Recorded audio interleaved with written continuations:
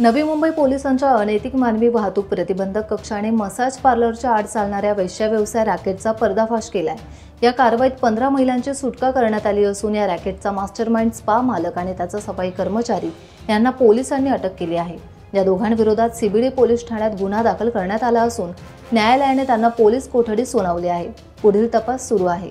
नवी मुंबईचे पोलीस आयुक्त भलिंद्र भारंबे यांनी अनैतिक व्यापार आणि अवैध धंद्यांवर कठोर कारवाईचे आदेश दिले होते।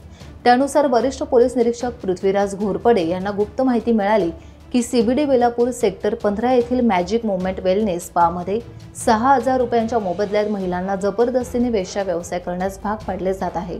ही माहिती पक्की झाल्यानंतर घोरपडे यांनी बनावट ग्राहक स्पामध्ये पाठवला। त्याच्या इशाऱ्यावर पोलिसांनी धाड टाकली। त्यावेळी 15 महिला मिळून आल्या। चौकशीत उघड झाले की स्पाचा मालक आणि सफाई कामगार या महिलांना मसाजच्या नावाखाली आणून वेश्या व्यवसायासाठी भाग पाडत होते।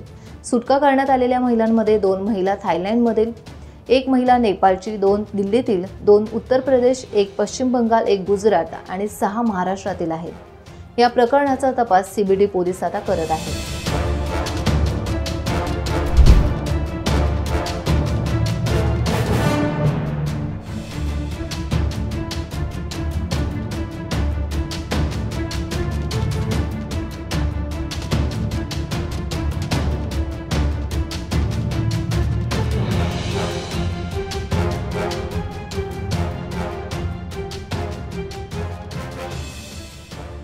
टाइम्स डिजिटलला लाईक करा, शेअर करा, सबस्क्राइब करा आणि बेल आयकॉन दाबायला विसरू नका।